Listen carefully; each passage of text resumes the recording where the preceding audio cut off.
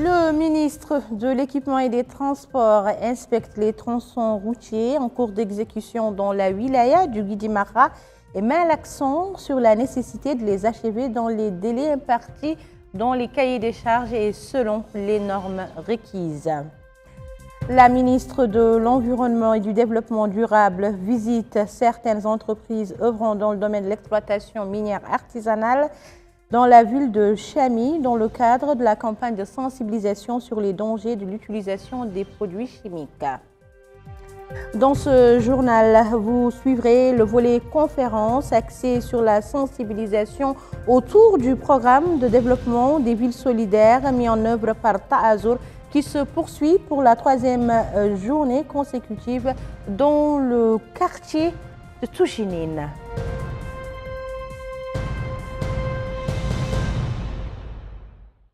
Mesdames, Messieurs, bonsoir. Ravi de vous retrouver pour cette nouvelle édition d'Information. Comme annoncé dans les titres, le ministre de l'Équipement et des Transports s'est informé sur le terrain de l'état d'avancement des travaux routiers en cours d'exécution à l'intérieur du pays. Abdullah Damaba va nous édifier davantage sur les étapes de cette visite au niveau de la wilaya du Guidimara.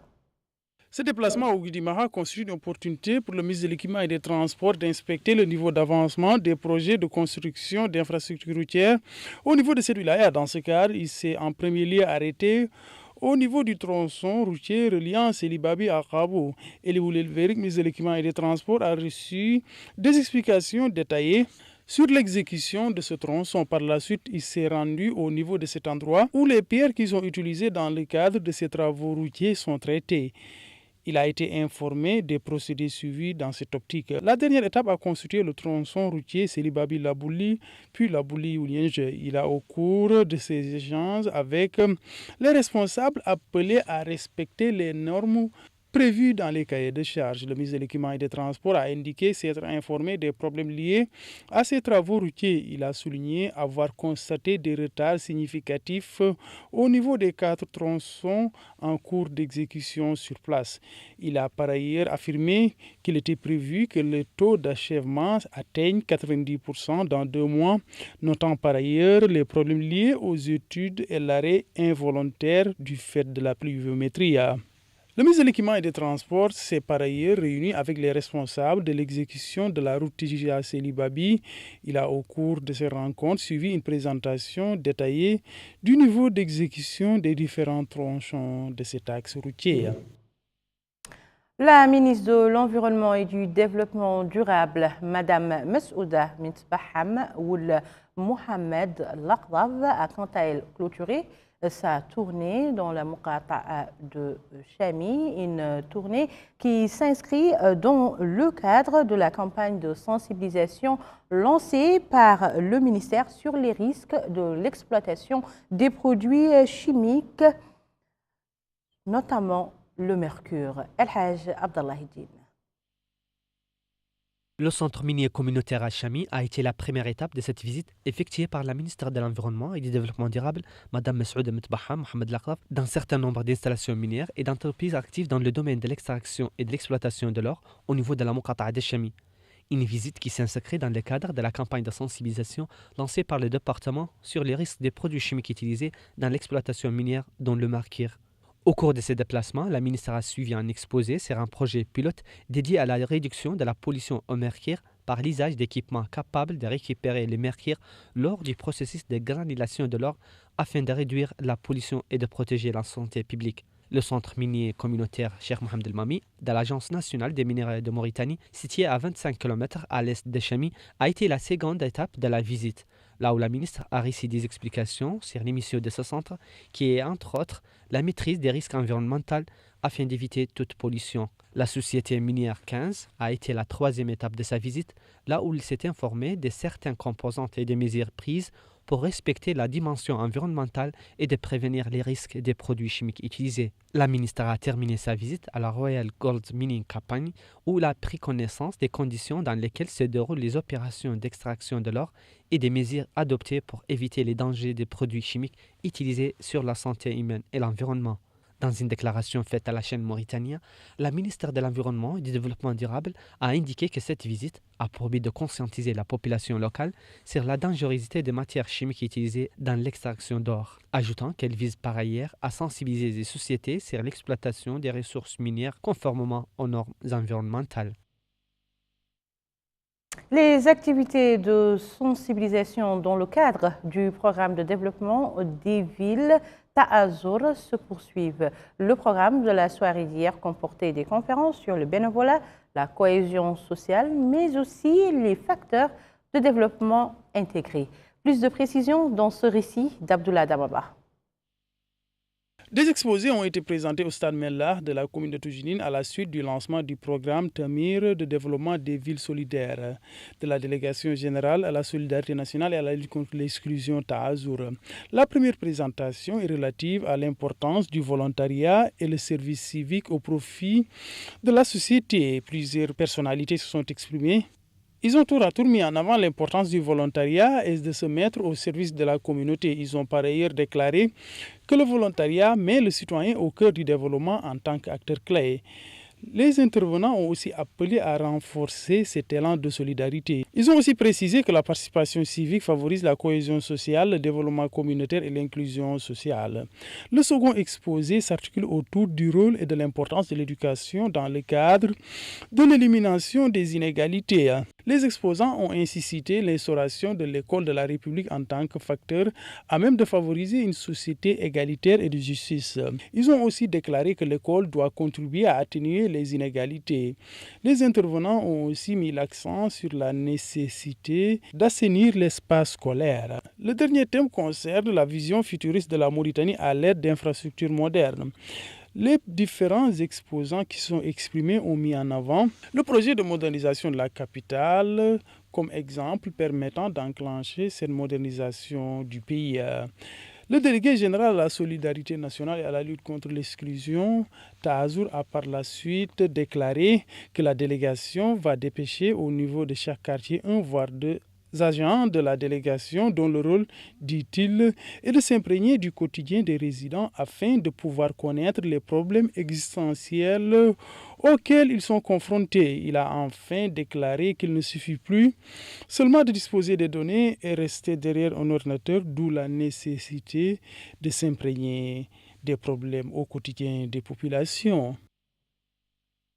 Le député Zain Al-Abidine Ould Mounir a prononcé un discours lors de la 19e session du Parlement de la Méditerranée qui se tient actuellement à Rome, dans lequel il a souligné l'importance de la coopération dans la lutte contre la migration irrégulière, expliquant que notre pays a connu un afflux important d'immigrants ces dernières années. Il a poursuivi en notant les efforts du gouvernement et ses programmes visant à lutter contre la migration irrégulière qui constitue un défi majeur étant donné la position géographique de notre pays, qui est la porte d'entrée de l'Afrique vers l'Europe et le reste des pays du Maghreb, en plus de ses efforts dans le domaine de la lutte contre le changement climatique et le terrorisme.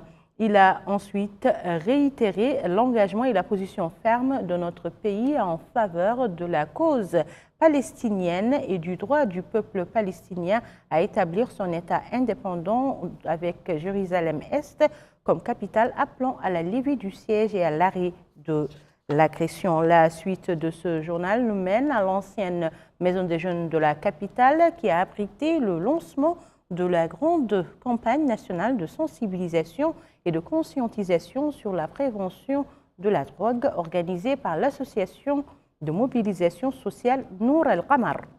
L'assistance a été sensibilisée sur les dangers des drogues ainsi que les moyens de les prévenir pour contribuer à la construction d'une société et d'un environnement sain.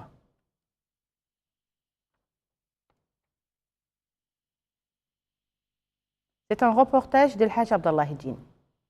Cette grande campagne de sensibilisation et de prévention contre la drogue est organisée par l'organisation de mobilisation sociale Nour al-Qamar. Elle vise à faire face au phénomène de l'usage de drogue et de sensibiliser le grand public sur ces immenses dangers. Dans une allocution prononcée à cette occasion, le secrétaire général du ministère de la Culture, des Arts et de la Communication et des Relations avec le Parlement, M. Sidi Mohamed Jiddou Khatri, a expliqué que cette campagne permettra de révéler les dégâts causés par l'usage des stupéfiants sur les individus et la société, soulignant que son département adopte et soutient toutes les activités et manifestations qui s'inscrivent dans ce cadre au service du développement. Pour sa part, la présidente de l'organisation Nour al-Qamar, Mme Nouh Mohamed Saleh, a salué la grande attention accordée par les hautes autorités du pays aux questions de sensibilisation communautaire, notant que la sensibilisation contre les drogues occupe une place centrale dans le programme du président de la République visant à promouvoir la stabilité sociale. Elle a salué l'important rôle joué par les organisations de la société civile dans la lutte contre le phénomène de l'usage de drogue et la sensibilisation sur ces dangers. La campagne en question comprend des conférences visant à sensibiliser sur les dangers et les méfaits des drogues et les moyens de prévention, contribuant ainsi à la construction d'un environnement sain, débarrassé de ces fléaux. Le wali du tourisme Tayyib Ould Mohamed Mahmoud a accueilli hier soir à l'entrée de la ville de Zouérat les équipes ayant pris part à la 10e manche du rallye des sciences organisé dans la ville d'Attar pour la région du Nord. À l'occasion du retour de l'équipe décrochant la première place pour les 6e années de l'enseignement secondaire participantes des wilayas du Nord, le wali a félicité les équipes participants au rallye pour avoir remporté le prix du président de la République pour la région. Il a félicité l'équipe du tourisme de la 6e année du secondaire pour avoir remporté la première et s'être qualifié pour la grande finale qui se tiendra dans notre capitale Nouakchott, appelant cette équipe à poursuivre son travail acharné et sa persévérance pour obtenir de bons résultats lors de la finale. Son homologue de la wilaya de Linchiri, Idrissa Demba Korera, a quant à lui supervisé aujourd'hui au lycée d'Akjouch le lancement de la 10e phase de l'Olympiade nationale pour remporter le prix du président de la République pour les sciences au niveau de la wilaya. Lors de son discours, le wali de la wilaya de Linchiri, Idrissa Demba Korera, a fait le tour des salles de classe pour constater les conditions dans lesquelles se déroulent les examens et a discuté avec les élèves des questions posées et de leur degré de compréhension. Le wali de la wilaya de Linchiri, Idrissa Demba Korera, a expliqué que ce concours vise à découvrir les compétences des élèves mauritaniens et leur excellence en sciences expérimentales pour les inculquer un esprit de compétition positive et les encourager à persévérer dans l'excellence pour les études pour remporter le prix du président de la République pour la science, indiquant que le concours se déroule dans de très bonnes conditions. Et la fin de ce journal avec une activité politique, le parti du Centre d'action pour le progrès Al-Massar a organisé hier soir à Nouakchott un séminaire politique sous le thème « Le dialogue national, une vision stratégique pour renforcer l'unité nationale et consolider la justice sociale ». Dans un discours prononcé à cette occasion, le président du parti Al-Massar, Mohamed Mahmoud Ould Omar, a déclaré que le public distingué, qui comprend plusieurs représentants des horizons différents, politiques et sociaux, reflète leur conviction commune de l'importance du dialogue en tant que moyen nécessaire pour aborder les grandes questions nationales et en tant qu'outil de base pour promouvoir la compréhension et le consensus entre les différents acteurs. Il a ajouté que le parti du Centre pour le progrès croit au principe de modération et considère que le dialogue est le meilleur moyen de surmonter les défis pour parvenir à un développement durable, exprimant son soutien à tout effort national visant à consolider l'unité nationale et à établir la justice sociale loin de la polarisation des tensions étroites. D'autres intervenants ont pris la parole, ils ont abondé dans le même sens, réaffirmant leur position pour le renforcement de l'unité nationale.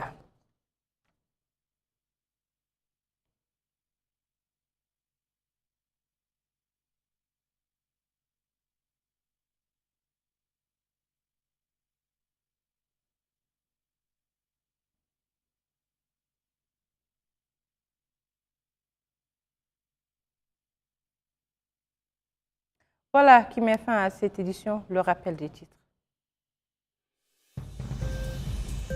Le ministre de l'Équipement et des Transports inspecte les tronçons routiers en cours d'exécution dans la wilaya du Guidi-Maha et met l'accent sur la nécessité de les achever dans les délais impartis dans les cahiers des charges selon les normes requises. La ministre de l'Environnement et du Développement durable visite certaines entreprises œuvrant dans le domaine de l'exploitation minière artisanale dans la ville de Chami, et ce dans le cadre de la campagne de sensibilisation sur les dangers de l'utilisation des produits chimiques tels que le mercure. Dans ce journal, vous avez suivi une conférence tenue dans la Mokata'a de Toujinin visant à sensibiliser les habitants sur le programme de développement des villes solidaires mis en œuvre par Ta'azur.